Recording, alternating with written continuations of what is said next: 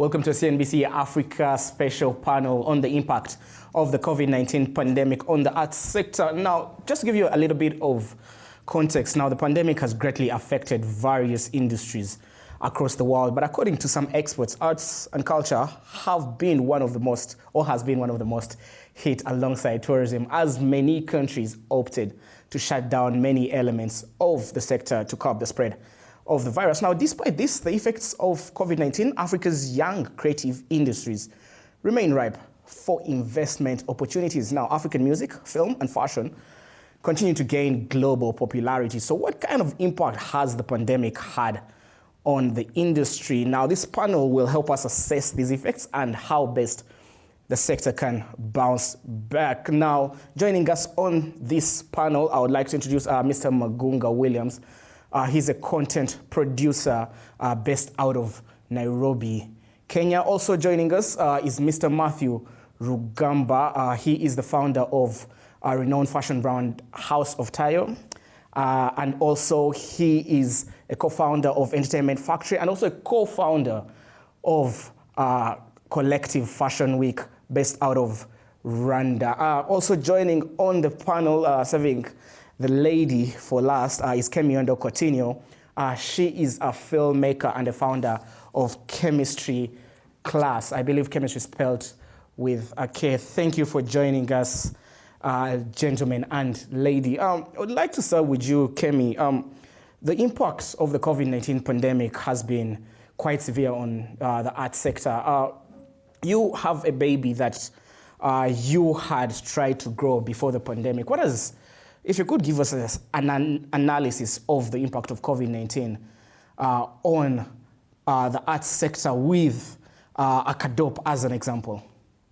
It's interesting with any crisis, there's always going to be opportunity and something that hinders your growth. And so with Akadop, of course, it's live performance.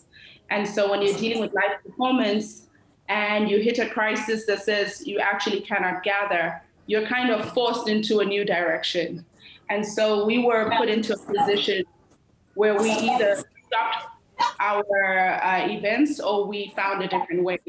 And I think because for us, it was never about the live performance and it was always about discovering new talent, we looked at what can we do?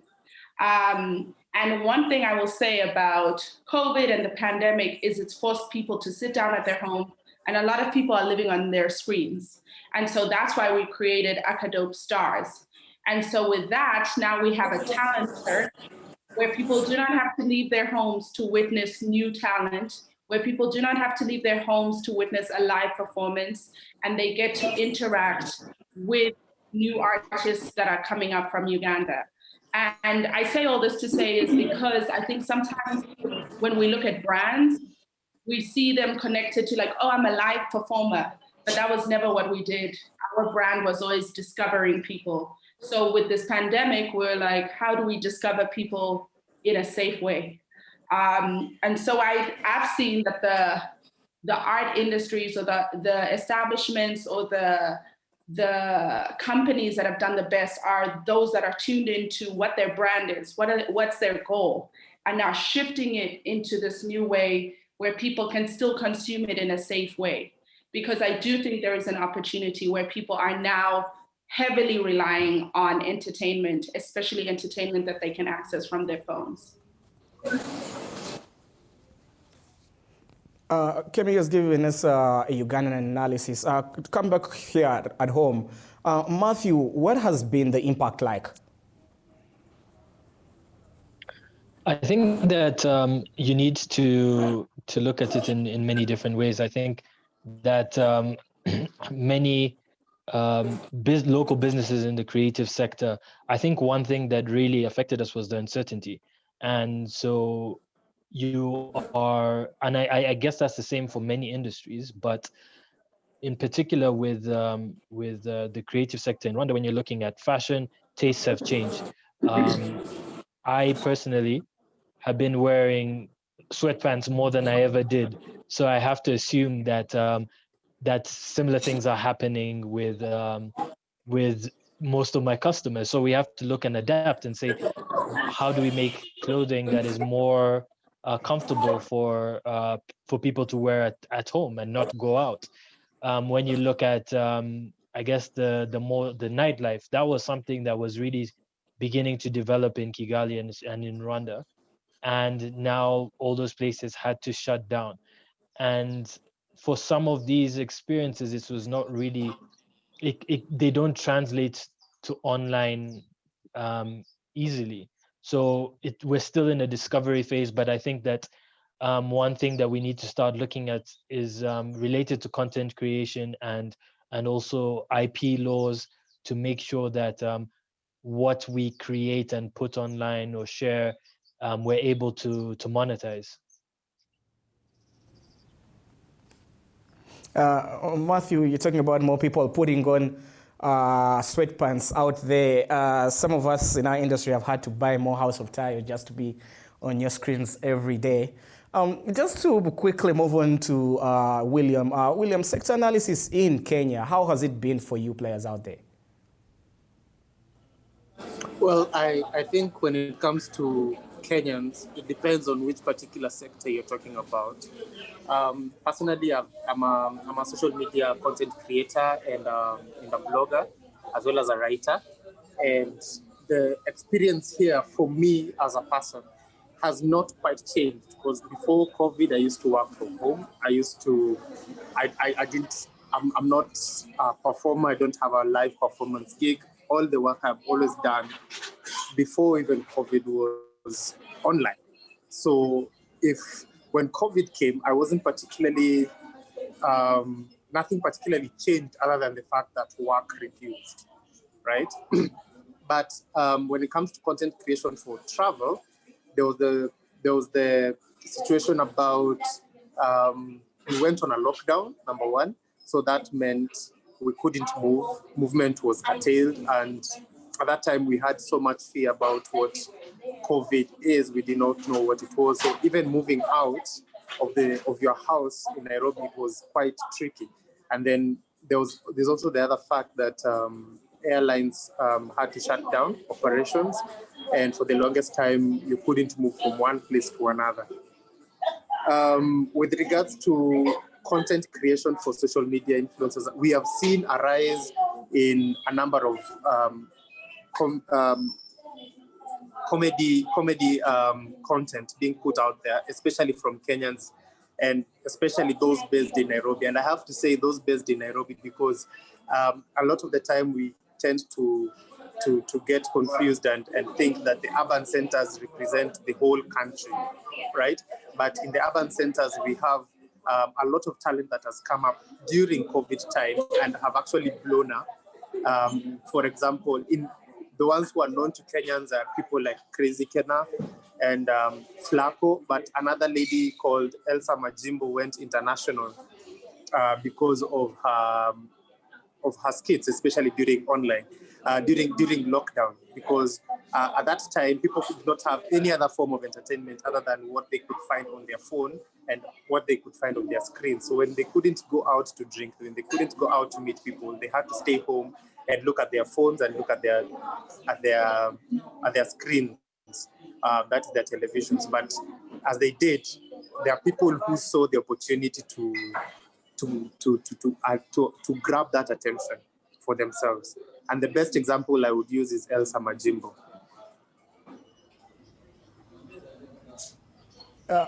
Magunga, just to take you a few steps back, you were running some form of sales for books before, the whole pandemic.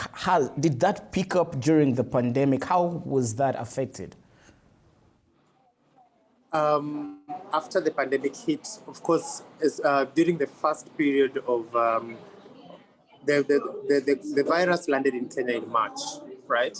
And as soon as it did, everyone decided to, close down and save all their, disposable income on the necessities. That's food, accommodation, shelter. Food, accommodation, and clothing and that kind of stuff. Sanitary stuff, medication, vitamins, and all that. So when it came to books, the luxury wasn't quite there to go buy books. But then as time went by, people started coming back to buying books, right? Because now you understood how to deal with the virus, what to do. And, there was, and to be honest, there was a kind of laxity that set in after a while, especially after the lockdown was effected. However, for our operations, we have always been working online. Our bookshop had always been online. We don't have a brick and mortar. So when the pandemic struck, it was easier. We closed down because when it comes to deliveries, you do not know where your rider has been. You do not know who you're going to get in contact with. So of course there was that fear, and we had to shut down for a while. But then we reopened our operations to allow people to read. And as of now, the city of Nairobi in itself is kind of going back to normal, to the way it was. People are going back to their brick and mortar shops. But what this pandemic has shown us is that there is the opportunity of working online and earning a living online. At first, people did not understand how you can work from home. Running an online bookshop from home, working as a content creator from home. But I think from now going forward, it's not a strange concept. Everybody has had to work from home. Thank you for that analysis, Magunga. Matthew, coming back to you, in your last points, you talked about IP laws and the importance of IP laws and the likes of policymakers coming into play. What could be done to ensure that this situation, there are lessons learned from this that will be vital for the growth of your industry in relation to the policies being made? I think when I look at my industry in particular, the fashion, it's it's a bit different. Definitely wants to have you want to have your creative work protected, but I think when I mention IP laws and digital content, it's really about the whether it's music, whether it's film, photography, those sorts of things, because I believe that those industries are also linked. So if musicians and content creators online and from videographers, if they're able to get true value for their work, it has an impact on the fashion industry, because they need clothes for their shoots, they need clothes for the film and video that they create. So I think that it's all very important, and it's all part of similar ecosystems. And I think that it's important that when you see success in one, there is also a knock-on effect. So when I mention IP laws, that's the essence of what I mean. Matthew, to start with you, just to go back to a tweet that you put out on April 5th, you said this is precisely the time when artists go to work. There's no time for despair, no place for self-pity, no need for silence, no room for fear. We speak, we write, we do language. This is how civilization heal. And you are quoting the great author Toni Morrison. Has this been an opportunity for you going by that statement you put out? Yes, it is, and for me, it was it really resonated with me at that moment in time. I think that one thing that's very easy to forget is the importance of the arts, and I think that what this lockdown, what the lockdowns, what the pandemic has done for many people is it has, they've been locked in their homes. They have lived vicariously through the arts. They have embraced the arts. What has kept many people going. It's the world stood still, and the arts gave people something to look forward to. I remember the Babyface and Teddy Riley verses that I look forward to. I remember counting down the days to The Last Dance, the Michael Jordan documentary, and all these things. When when new music came out, we were just consuming so much more, and we it kept us going. So I think that it's all very important, and I wanted people to remember that, to remember the importance of the arts in their lives, remember the importance of the arts at this moment in time, and with all of that in mind, pay artists what their work is worth. I think that it's very, very important, especially because of what we've seen this year. So I hope that we come out of this with a newfound appreciation for the arts. I think for some people, it's also the fact that it has been taken away from them that has increased the value. The fact that, a number of people say, oh, I can't wait until I go back into a club and the DJ is shouting my name again. It's silly things that you felt that we took for granted. So I think that it's really important that leaving this, we have a newfound appreciation for the art, especially on the continent, and we put money into it. So we invest into it by buying tickets, by allocating, funding on a national level, on a city level. I think that it's all very important.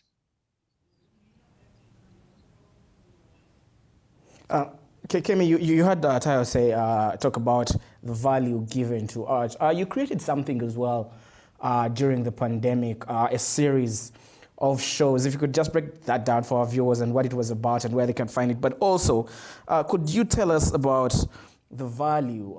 Do you feel African artists have been valued enough by, one, the crowds, and two, by their countries?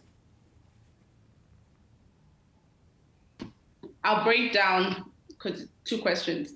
So the first show I created was purely on Zoom, and it was called Is Survive, because I wanted to see people flirt with each other and vibe with each other.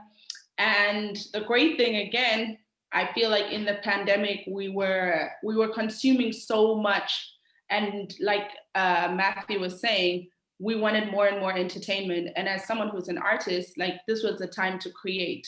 And so again, you look at what can you create with? I couldn't interact with anyone, so I used Zoom. But the great thing from that is that I was able to matchmake someone from South Africa with someone from Uganda, with someone from the States, with someone from the UK. And so the show became what I feel like it eradicated the borders, which I think Zoom is doing an amazing job at. I've even mentioned this before in another panel, is I write for television. And so like in about 4 hours, I'm going to work in LA, and I'm in Uganda right now. And this could not have happened a year ago because everyone felt like you had to be in the room. And so I'm starting to wonder, how is this going to change the industry about who can be in the room when now everything is virtual?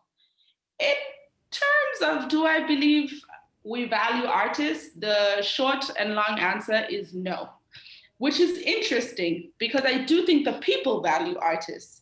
And so, like we've all been saying, the amount of consumption of art has been at its highest, I think, even if you look at outside of Africa.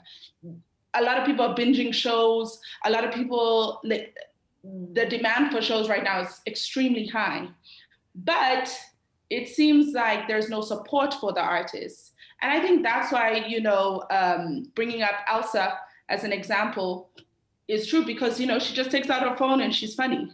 But my question is, what if Elsa wants to create a show? What if she wants to create a series? What if she wants to create a late night show? Who's supporting those dreams beyond her and her cell phone? Because I do think we often put this focus on like, oh, it's just you and your cell phone. And it's like, no, if we want to start creating high quality television, there is going to be a need for financing.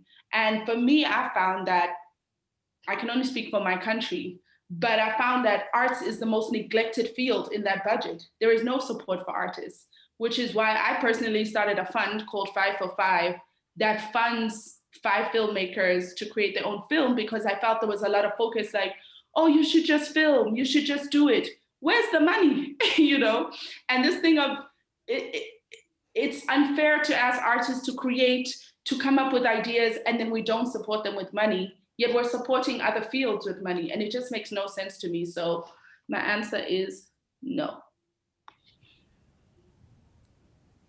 Kemi, no, Magunga, bring you back into the conversation. Kemi says there's no support for artists. I feel like that is something quite common around the continent. What do you think the Kenyan government in particular can do, practically to help support the arts and culture sector? Well, when the pandemic struck, there was supposed to be a fund set aside for artists in Kenya, especially performing artists. And, it was one of the ways the government came up with to cushion the fall, or rather to cushion the strike of the pandemic. However, the same old problem arose, and that's corruption. We don't know where the money went. We don't know who was in charge. We do not know who received money and who did not receive money. And so when it comes to the government in particular, the way they can support artists has always been the same way they should have supported artists even before the pandemic. It is about structures. It's not just about money. Money is great. We actually need it, right? Because we need to pay our bills and everything. But it's about structures. It's about setting up systems and environments in which artists can thrive, right? So if you were to tell an artist, and artists do not necessarily have to be musicians and actors and all these things, all these people who are sculptors, these people who are pencil artists, these people who are, writers, this environment changed for many people. Many of us lost jobs, right? And so because we did not have structures that were in place to help us, we had to, do the same thing that we've always had to do, and that is to adapt, right? So in our government, there is a youth fund. There are so many things that are set in place, but because the systems don't work, those benefits that are supposed to accrue to us do not get to accrue to us at all, right? So I do not, I know the government is important in setting up and, helping people achieve their dreams and all that. I do not like talking about the government when I'm talking about art, because the government is one of the people who consume art. They will use art when they are campaigning on the streets. They will use art when they need to send their messages around the projects that they do. Even with COVID, they needed artists to make music, to make posters, to design all these things about sensitizing the public about COVID. But do they get money for it? Not really. They will find someone use your songs to push a government, but no contract. So it's just hard-headedness for us. And I might talk like that because I have actually seen this happen, right?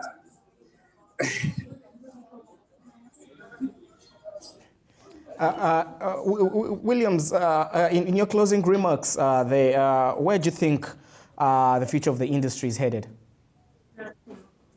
The future of the industry is always evolving. Nobody can ever say where it's going, because even before COVID, we didn't know that it would end up here, where now you have to try and make do with working online and working away from people, right? The future of the creative industry has always been innovation, in creating new things and creating new avenues for artists to express themselves. Nobody can ever pinpoint where it is, whether it's going to be on the internet or whether it's going to be offline, because we do not know what's going to come in the future, right? But always just being on the ready to innovate, to create whatever the circumstances give you, that is where the future is. Tayo, to bring you into the conversation as we wrap up, Magunga talked about some form of recovery plan there. I believe the Rwandan government put up an arts and culture recovery fund. Have you been a beneficiary of that? And two, where do you think the industry is headed? One thing that I really appreciate is that in Rwanda we've seen quite an investment and trust of the arts. there's the recovery fund that was put in place, and then there is also the opening of the Canal Olympia space, and that's going to have studios. It has an amazing theater. It has, and then it's being, there's still a lot more space for things to add. So I think that this government has really shown major support for the arts, even at the time that we actually needed the most. And I know that our priority is to really get COVID-19 under control. And we are slowly, the Ministry of Youth and Culture just put out some guidelines for doing events. And I think that that's an important first step. And I think that one thing that I love about our government is just that we're being responsive. And we know that it is uncertain times. We know that it's not that the situation changes here and there, but we're looking at smart ways of reopening for live shows and different sort of events, and making sure that we don't lose all the ground that we've gained over the past couple of years. And in terms of whether I've been a beneficiary, I've benefited from a number of other programs related to tourism and the creative sector, and we've been taking it every a step at a time, and we just hope that we continue to make progress, which I'm sure we will do, and then move on to the next stage. Thank you very much there, Matthew Rugamba. Kemi, finally, what has the government there in Uganda set up any form of arts and culture fund, and where is the industry headed in your closing remarks? There's been no fund. In fact, there's just been more permits required to shoot, more it's almost felt there's been more limitations on us. And that obviously has to do with the power of artists. That obviously has to do with the fact that elections are coming up. Because in some ways, COVID is secondary to the political situation, and that's in any country. And so I think, unfortunately, in certain countries, artists pose as a threat because of their power. So people recognize the power of artists, but you like it or you fear it. And so, no, I would say the opposite has been done. There's been more limitations put on. There's been social media permits that are being posed so that you have to pay, if like an Elsa would have to pay. And so, no. For more of these specials, you can always tweet us at CNBC Africa or tag me directly at The Real Kwizera. Have a great rest of your day.